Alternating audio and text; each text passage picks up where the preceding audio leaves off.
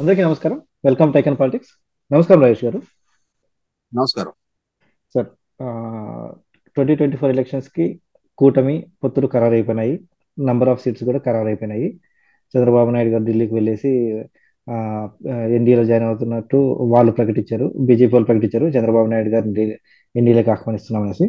తర్వాత ఆ, వాళ్ళ నాయకులు వచ్చేసి హైదరాబాద్లో చంద్రబాబు నాయుడు గారి నివాసంలో కూర్చునేసి ఆ, సీట్లు సీట్లు తేల్చుకున్నారు. మొత్తం 6 లోక్సభ అనేసి. పాయింట్ లెస్ దెన్ 1% ఓట్లున్న పార్టీకి 6 ఎంపీ స్థానాలు ఇవ్వడంలో ఉన్న ఆంతర్యం ఏంటి? తర్వాత ఈ 6లో నిజంగా 6 మంది బలమైన అభ్యర్థులు ఉన్నారా? అంటే నిజంగా అంటే ఇప్పుడు ఒకవేళ పొత్తు లేకపోయి ఉంటే కనీసం ఇందులో 6% ఓట్లు కూడా వచ్చే పరిస్థితి లేదు. అలాంటి చోట్ల ఇప్పుడు మరి 6 స్థానాలు తీసుకునేసి మరి ఏం చేద్దామనేసి, అంటే ఒకవైపు టీడీపీ పార్టీని ఉన్న 18లో మాక్సిమం ఎన్ని గెలిచినా ఒక 5 గెలుస్తారు అనుకోండి, ఎంత ఊపున్నా కూడా. అంటే వాళ్ళ బలం లేకుండా చేయాలని చెప్పేసా? దీని వెనుక ఉన్న ఆంతర్యం ఏంటి? కాస్త మేము విశ్లేషణ చెప్పండి సార్.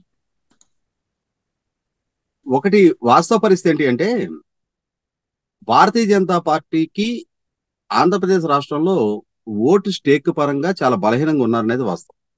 ఇవాళ భారతీయ జనతా పార్టీ వివిధ హోదాల్లో ఉన్న నాయకులు మీడియా చర్చల సందర్భంగా నరేంద్ర మోడీ గారికి ఆంధ్రప్రదేశ్ రాష్ట్రంలో 20% యాక్సెప్టెన్స్ ఉంది అని రకరకాలుగా వాళ్ళు అంటే మనకి ఒక సామెత ఉంది.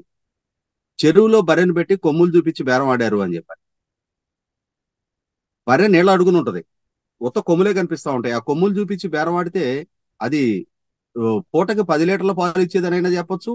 ఒట్టిపోయిన గేదెనైనా సరే చలామణి చేయొచ్చు. అట్లాగే ఇవాళ ఆంధ్రప్రదేశ్ రాష్ట్రంలో భారతీయ జనతా పార్టీకి 20% ప్రజాదరణ ఉందనైనా వాళ్ళు క్లెయిమ్ చేసుకోవచ్చు. 30% ఉందనైనా క్లెయిమ్ చేసుకోవచ్చు. కానీ అంతిమంగా ఆ ప్రజాదరణ ఎంత స్థాయిలో ఉందనే దాన్ని నిర్ధారణ చేసేది ఏంటి? ఎన్నికలు.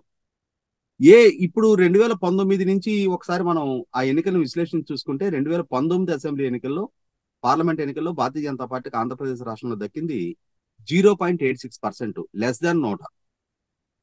ఆ తర్వాత తిరుపతి పార్లమెంట్ ఉప ఎన్నికల సందర్భంగా భారతీయ జనతా పార్టీ జనసేన మద్దతుతో కలిపి పోటీ చేసింది అక్కడ. ఆ పోటీ చేసిన సందర్భంగా గెలిచిన వైసీపీ అభ్యర్థి డాక్టర్ గురుమూర్తికి 6 లక్షల ఓట్లు వస్తే, ఓడిన తెలుగుదేశం అభ్యర్థికి 3,54,000 ఓట్లు వస్తే, భారతీయ జనతా పార్టీ జనసేన బలపరిచిన రత్నప్రభ గారికి 58,000 ఓట్లు మాత్రమే రావడం జరిగింది. అంటే గెలిచిన అభ్యర్థి కన్నా 1/10 కంటే కూడా తక్కువ ఓట్లు. ఓడిన తెలుగుదేశం అభ్యర్థి కన్నా 7వ వంతు ఓట్లు దక్కడం జరిగింది. అంటే ఇక్కడ అర్థమవుతున్నది ఏంటి? భారతీయ జనతా పార్టీకి డిపాజిట్ కూడా దక్కల. ఆ తర్వాత బద్వేలు ఉప ఎన్నిక సందర్భంగా చూసాం. ఆత్మకూరు ఉప ఎన్నిక సందర్భంగా కూడా చూసాం. వాస్తవంగా ఆంధ్రప్రదేశ్ రాష్ట్రంలో భారతీయ జనతా పార్టీ పట్ల ప్రజల్లో సానుకూలత లేదనేది వాస్తవం. అయినా సరే ఎందుకు 6 పార్లమెంట్ సీట్లు వాళ్ళకి కేటాయించడం జరిగింది, 10 అసెంబ్లీ సీట్లు ఇవ్వడం జరిగింది అనేది ఖచ్చితంగా చర్చించాల్సిన అవసరమే. మనం గతంలో చూసుకున్నాం ఒకసారి. 2014 అసెంబ్లీ ఎన్నికల సందర్భంగా కూడా ఆ రోజు కూడా అసెంబ్లీ ఎన్నికలకి ఒక నెల రోజుల ముందు మార్చి 30 తారీఖు అంటే మే 4, 2014 అసెంబ్లీ పార్లమెంట్ ఎన్నికలు జరిగితే మార్చి 30 తారీఖు municipal council, municipal corporation election జరిగినాయి. ఆ తర్వాత ఏప్రిల్ 6 తారీఖు 6 రోజులకే జెడ్పీటీసీ, ఎంపీటీసీ ఎలక్షన్ జరిగినాయి. ఆ ఎన్నికల్లో రాష్ట్ర వ్యాప్తంగా భారతీయ జనతా పార్టీకి అంటే ఫలితాల తర్వాత అసెంబ్లీ ఎన్నికలతో పాటుగా ఫలితాలు విడుదలైనవి. కానీ ఎన్నికల ముందు జరిగినాయి. ఆ ఎన్నికల్లో ప్రజాభిప్రాయం, ప్రజా మద్దతు ఒకసారి గమనించుకుంటే రాష్ట్ర వ్యాప్తంగా భారతీయ జనతా పార్టీకి ఒక ఎంపీటీసీ స్థానం కూడా దక్కల, ఒక మున్సిపల్ కౌన్సిలర్ స్థానం కూడా దక్కల. కానీ తెలుగుదేశం పార్టీ తోటి అసెంబ్లీ పార్లమెంట్ ఎన్నికల్లో సైజు కుదిరిన తర్వాత 2 పార్లమెంటు స్థానాలు, 4 అసెంబ్లీ స్థానాలు గెలవడం జరిగింది. అంటే ఆ రోజు కూడా మరి స్థానికంగా వాళ్ళకి బలం లేకున్నా కూడా తెలుగుదేశం పార్టీ ఆ రోజు వాళ్ళకి 4 పార్లమెంటు స్థానాలు, 13 అసెంబ్లీ స్థానాలు కేటాయించడం జరిగింది. ఎందుకు అని అంటే వాళ్ళు కేంద్రంలో అధికారంలోకి రాబోతున్నారన్న ఏకైక కారణంతో. ఈ రోజు కూడా వాళ్ళకి 6 పార్లమెంటు, 10 అసెంబ్లీ స్థానాలు కేటాయించిన ఏకైక కారణం ఏంటి అని అంటే మరొకసారి నరేంద్ర మోడీ గారి నేతృత్వంలో సెంట్రల్లో అధికారంలోకి రావడానికి ఆస్కారం ఉంది. రేపటి రోజున ఆంధ్రప్రదేశ్ రాష్ట్రంలో తెలుగుదేశం, జనసేన కూటమి అధికారం సాధించిన జగన్మోహన్ రెడ్డి గారు సృష్టించిన విధ్వంసం నుంచి ఆంధ్రప్రదేశ్ రాష్ట్ర పునర్నిర్మాణం చేయాలి అని అంటే పూర్తి స్థాయిలో కేంద్ర సహకారం అవసరం. అదే సందర్భంలో జగన్మోహన్ రెడ్డి గారి ప్రభుత్వం ఈ మధ్యకాలంలో జరిపించుకుంటూ వస్తున్న వివిధ ఎన్నికల పూర్వరంగాన్ని ఒకసారి పరిశీలించి చూసుకుంటే, ఎన్నికల్ని ఎట్లా నిర్వహిస్తున్నారనే అంశాన్ని పరిగణలోకి తీసుకుంటే, జగన్మోహన్ రెడ్డి గారు స్థానిక సంస్థల ఎన్నికలు నిర్వహించిన తీరు చూసాం, తిరుపతి పార్లమెంట్ ఎన్నిక నిర్వహించిన తీరు చూసాం, కుప్పం మున్సిపల్ ఎన్నిక నిర్వహించిన తీరు చూసాం, పట్టభద్రుల ఎమ్మెల్సీ ఎన్నిక నిర్వహించిన తీరు చూసాం. ఎంతటి అరాచకాలకు తెరలేపుతున్నారు, వ్యవస్థలను అడ్డు పెట్టుకొని ఎన్ని ఉల్లంఘనకు పాల్పడుతున్నారు, ఎన్ని ప్రలోభాలకు పాల్పడుతున్నారు అనేది కళ్ళ ముందు కనిపిస్తానే ఉంది. చివరికి తెలుగుదేశం పార్టీ స్థానిక సంస్థల ఎన్నికలను బాయ్కాట్ చేసే నిర్ణయం తీసుకోవాల్సిన పరిస్థితులు ఉత్పన్నమైనాయి.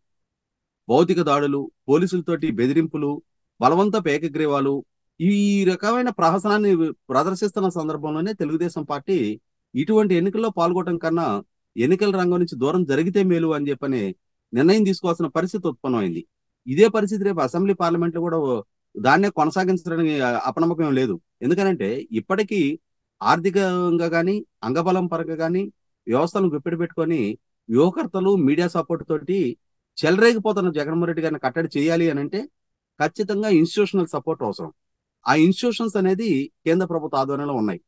కాబట్టి ఫ్రీ అండ్ ఫెయిర్ ఎన్నిక జరగటం కోసం ఏకైక కారణం ఆంధ్రప్రదేశ్ రాష్ట్రంలో పారదర్శకంగా ఎన్నిక జరగాలి అనే ఒకే ఒక కారణంతో ఇవాళ కేంద్రంలో వాళ్ళ అధికారంలో ఉన్నారు, వ్యవస్థల పరంగా అండదండ అందిస్తారు, ఎన్నిక సజావుగా సక్రమంగా జరగటానికి తోడ్పాటు అందుతుంది అనే ఏకైక కారణంతో భారతీయ జనతా పార్టీ తోటి పొత్తుకి సిద్ధపడ్డారు. అదే సందర్భంలో భవిష్యత్తులో రాష్ట్ర పునర్నిర్మాణానికి కేంద్ర ప్రభుత్వ పరంగా సహకారాన్ని ఆశిస్తూ వాళ్ళతోటి పొత్తుకు సిద్ధపడ్డ పరిస్థితి. ఇటువంటి సందర్భంలో ఖచ్చితంగా సీట్లు పరంగా కొంత అటు ఇటు జరగటం ఖాయం. అయితే ఇక్కడ ఇప్పటి వరకు జరిగిన ఈ నిర్ణయం అంతా పార్టీ అధినాయకుల స్థాయిలో జరిగిన నిర్ణయం.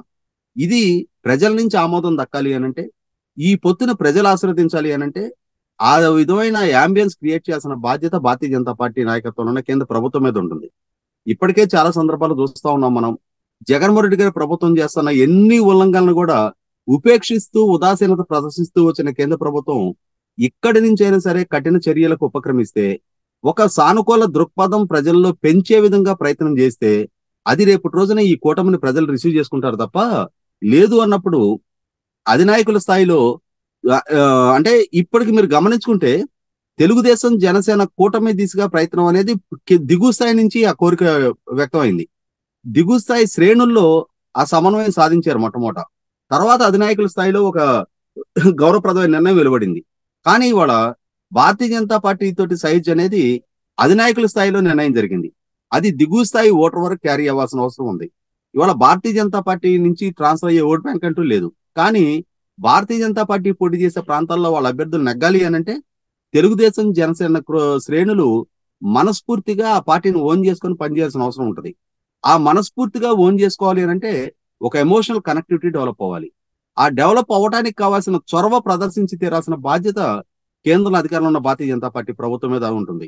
100% జగన్మోహన్ రెడ్డి గారిని కట్టడి చేయడానికి, ఆయన తప్పొప్పుల్ని ప్రజల్లో ఎక్స్పోజ్ చేయడానికి, ఆయన చేస్తున్న విధ్వంసాలని అరికట్టడానికి, ఆయన సృష్టిస్తున్న ప్రతిబంధకాలను ఓవర్కమ్ అవడానికి గనక కేంద్ర ప్రభుత్వం వైపు నుంచి సరైన సహకారం అందిన పక్షంలో ఖచ్చితంగా ఈ రెండు శ్రేణులు కూడా భారతీయ జనతా పార్టీని ఓన్ చేసుకుంటాయి. రేపు ఓటు ట్రాన్స్ఫర్ ప్రాపర్ జరుగుద్ది.